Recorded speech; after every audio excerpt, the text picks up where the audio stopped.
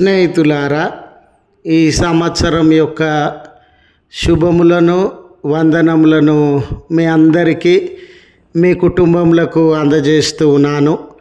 ఈ నూతన సంవత్సరం దేవుని యొక్క దీవెన ఆశీర్వాదములు మీరు అనుభవించచ్చు.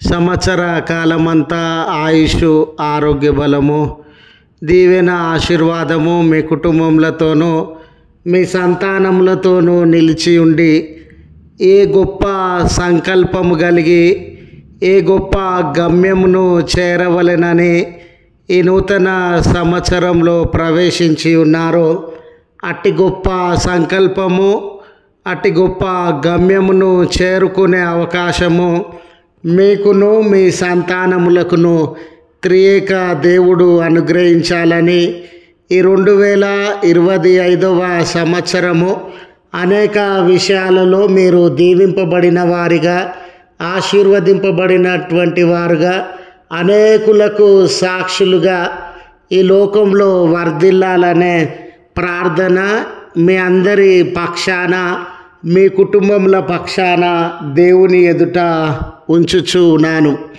స్నేహితులారా, సాధారణంగా ఈ నూతన సంవత్సరము ఒక గొప్ప గురి కలిగినటువంటి వారిగా మీరందరూ ఉండినారు. మీ కుటుంబం ఎడల ఒక గురి, మీ సంతానముల ఎడల ఒక గురి, ఉద్యోగము, భవిష్యత్తు ఎడల ఒక గురి కలిగినటువంటి వారుగా ఉన్నారు.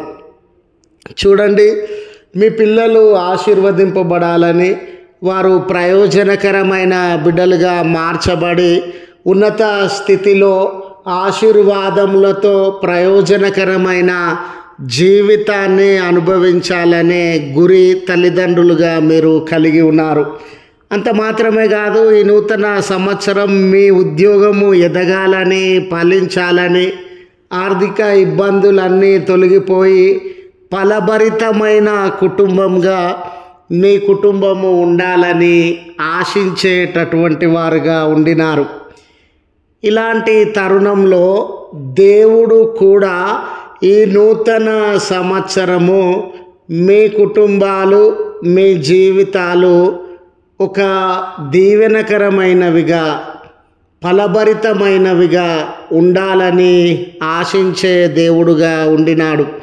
మీ కుటుంబాలైనా మీ జీవితాలైనా నిష్ప్రయోజనమైనవిగా, ఉపయోగము లేనటువంటివిగా, దేవునికి మహిమ చెల్లించని, ఆయనకు సాక్షులుగా ఉండని కుటుంబములుగా కాక, ఆయన సాక్షులుగా జీవించి అనేకులకు మీ ఆధ్యాత్మిక ఫలముల ద్వారా సంతోషపరిచే కుటుంబాలుగా ఉండాలని ఆయన మీ ఎడలను, మీ కుటుంబముల ఎడలను గొప్ప సంకల్పాన్ని కలిగినటువంటి దేవుడుగా ఉన్నాడు.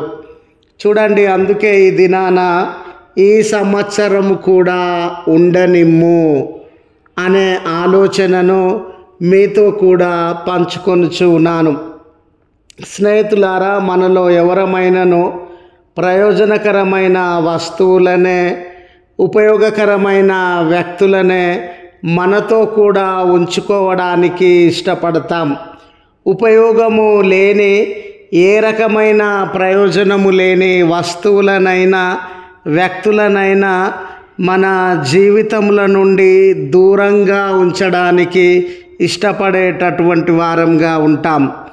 లేఖనము మరి లూకాసు వార్త 13వ అధ్యాయంలో రాయబడిన రీతిగా ఈ సంవత్సరం కూడా ఉండనిమ్ము, అది ఫలించినా సరే లేని ఎడల నరికించి వేయుమని చెప్పాను. స్నేహితులారా, ఈ భాగము ఒక ఉపమానమును గురించి తెలియజేయబడతా ఉంది. ఈ ఉపమానంలో ఒక మొక్క నాటినమనుకోండి. ఒక మొక్కను మనం ఏ ఉద్దేశంతో నాటుతామండి? అది ఫలించేదిగా ఉండాలని, పుష్పించేదిగా ఉండాలని, దాని ఫలముల ద్వారా అనేకుల ఆకలి దప్పికలు తీర్చబడాలని ఒక మొక్కను మనము సాగు చేసేటటువంటి వారంగా ఉంటాం. ఆ సాగు చేసినటువంటి మొక్క ఎడల ఒక ప్రత్యేకమైన ఉద్దేశాన్ని, గురిని మనము కలిగి ఉంటాం. ఈ లోకంలో దేవుడు 2024వ సంవత్సరంను దాటుకొని 2025వ సంవత్సరంలో మనము అడుగు పెట్టడానికి కృప చూపినాడు. ఆయుష్నిచ్చినాడు, ఆరోగ్య బలములనిచ్చినాడు, వనరులనిచ్చినాడు, సరిపోగలిగిన దీవెనలనిచ్చినాడు. అంటే దీని వెనుక దేవునికి ఉన్న గురి ఏమిటంటే, దేవునికి ఉన్న ఉద్దేశం ఏమిటంటే మన జీవితాలు ఫలభరితమైనవిగా ఉండాలని, దేవునికి కానీ సమాజానికి కానీ ఉపయోగకరమైన జీవితాలుగా ఉండాలని. చూడండి స్నేహితులారా, దేవునికి వ్యతిరేకమైన అవిధేయతతో కూడిన ఆయన చిత్తానికి విలువ ఇవ్వనటువంటి జీవితాలు దేవునికి అక్కర లేదు. అదే రీతిగా ఈ సమాజానికి పొరుగువానిని కష్టపెట్టే జీవితాలు, నష్టపెట్టే జీవితాలు, పొరుగువారి కన్నీళ్ళకి, బాధకి, భయానికి, చింతకు, అవమానానికి, నిందలకు లోను చేసే జీవితాలు మన జీవితాలుగా ఉన్నట్లయితే మన జీవితాలు దేవునికి అక్కర లేదు. అందుకే ఈ ఉపమానంలో ఒక యజమాని తన ద్రాక్ష తోటలో అంజూరపు చెట్టును నాటించినటువంటి వాడుగా ఉన్నాడు. చూడండి స్నేహితులారా, అంజూరపు చెట్టు నాటిన దినము మొదలుకొని 1-2 సంవత్సరాలలో దాని ఫలములను ఇచ్చేటటువంటిదిగా ఉంటుంది. అయితే ఈ అంజూరపు చెట్టు ఫలములనిస్తూ ఉంది అని 3 సంవత్సరాల నుండి ఆ యజమాని ఎదురు చూస్తూ ఉన్నా కూడా అది ఫలములను ఇవ్వలేని స్థితిలో ఉంది. చూడండి, మనము జన్మించి కొంతమంది 40, 50, 60, 70 సంవత్సరాలు గడుస్తూ ఉన్నా దేవునికి నచ్చిన ఫలములను ఇవ్వనటువంటి వారంగా ఉన్నామేమో, దేవునికి మహిమ తెచ్చే జీవితాన్ని జీవించినటువంటి వారంగా ఉన్నామేమో. ఈ నూతన సంవత్సరంలోనైనా అశ్రద్ధ చేయకుండా ఈ విషయమును గురించి మనము ఆలోచించగలిగినటువంటి వారంగా ఉండాలి అనే మనవి మీ ముందు ఉంచుచూ ఉన్నాను. 3 సంవత్సరముల నుండి ఈ అంజూరపు చెట్టు ఫలములను ఇవ్వడం లేదని ఆ యజమాని ఆ అంజూరపు చెట్టును నరికించాలి అనే ఆలోచన కలిగి ఉన్నాడు. ఎందుకంటే ఈ అంజూరపు చెట్టుకు ఆయుష్నిచ్చి వ్యర్థము, ఆరోగ్య బలమునిచ్చి వ్యర్థము, ఎరువులనిచ్చి వ్యర్థము, సమస్తమైన పరిచర్యలను అందించి వ్యర్థము. దీనివల్ల భూమి నష్టపోతుంది, దీనివల్ల నీరు నష్టపోతూ ఉంది, దీనివల్ల పరిచర్య నష్టపోతూ ఉంది. ఈ పనికి రాని ఫలములు ఇవ్వనటువంటి ఈ అంజూరపు చెట్టుకు అనవసరంగా ఇన్ని సేవలను ఎందుకు ఇవ్వాలి అనే ఆలోచన యజమాని దృష్టిలో కలిగింది. అప్పుడు దాన్ని నరికించాలనే సంకల్పము అతనిలో కలిగినప్పుడు ఆ తోటమాలి, ఆ యజమాని కింద తోటమాలి పని చేస్తాడు కదండి, ఆ తోటమాలిలో ఒక్కింత జాలి, కనికరము, దయ ఆ అంజూరపు చెట్టు పైన కలిగింది. కాబట్టి ఆ తోటమాలి యజమానితో అంటూ ఉన్నాడు, అయ్యా, ఈ 1 సంవత్సరము ఈ అంజూరపు చెట్టును నరికించకండి, ఈ 1 సంవత్సరము ఈ అంజూరపు చెట్టును బ్రతకనివ్వండి. ప్రతి సంవత్సరం లాగానే ఈ సంవత్సరం కూడా దానికి ఎరువును ఇద్దాము, నీళ్ళనిద్దాము, సమస్త విధమైన సౌకర్యములను సమకూర్చుదాము.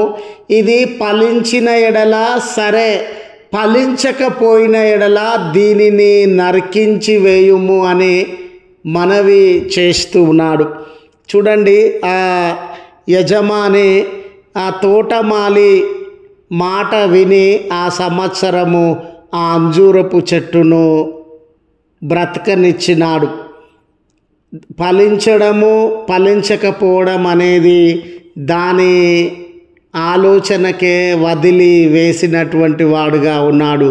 కనుక స్నేహితులారా, ఈ 2025వ సంవత్సరంలో మనము అడుగు పెట్టినాము అంటే అది మన ఘనత కాదు, మన గొప్పతనం కాదు, మన పదవులో, మన డబ్బులో, మన అధికారమో, మనకున్న జ్ఞానమో, చదువులో, ఉద్యోగాలో ఈ 2025వ సంవత్సరంలోనికి మనల్ని నడిపించలేదు. కేవలము దేవుని కృప, ఆయన జాలి కనికరములు మాత్రమే ఈ 2025వ సంవత్సరంలోనికి మనల్ని నడిపించినవి. దేవుని ఆశ మనం ఫలించాలని. దేంట్లో ఫలించాలండి? ఆత్మీయ వరాలు ఉన్నవి కదా, ప్రేమ, సంతోషము, సమాధానము, దీర్ఘశాంతము, దయాలుత్వము, మంచితనము, ఆశా నిగ్రహము, విశ్వాసము. ఈ ఫలములలో మనము ఫలించి ఈ ఫలముల ద్వారా దేవుణ్ణి మహిమపరిచేటటువంటి వారంగా, మన పొరుగు వారికి ఉపయోగకరమైన మేలుకరమైన జీవితాన్ని జీవించేటటువంటి వారంగా ఉండాలి అనే మనవి అందజేస్తూ ఈ మాటలను ముగిస్తూ ఉన్నాను. ప్రార్థించుదము. కృపగల తండ్రి, ప్రేమగల మా దేవా, నీ పరిశుద్ధ నామమునకు వందనాలయ్యా. 2024వ సంవత్సరంలో మా జీవితంలోనూ, మా సంతానములు, కుటుంబంలోనూ ఎన్నో ఆపదలు, అవమానాలు, కొరతలు, అనారోగ్యములు, భయములు, చింతలు, బలహీనతలు, గాయములు, వేదన, శ్రమలు, సమస్యలు మేము అనుభవించినటువంటి వారంగా ఉన్నాం. ఆ శ్రమలలోనే, బలహీనతలలోనే, గాయాలలోనే, కొదువలలోనే మా జీవితాలు గతించిపోకుండా మీ బలమైన హస్తమును చాచి మమ్మల్ని ఆశీర్వదించి ఆ సమస్యలలో నుండి విడుదలను అనుగ్రహించి గొప్ప ఆయుష్తో, ఆరోగ్య బలంతో ఈ 2025వ సంవత్సరంలోనికి నడిపించిన విధానమును బట్టి వందనాలు.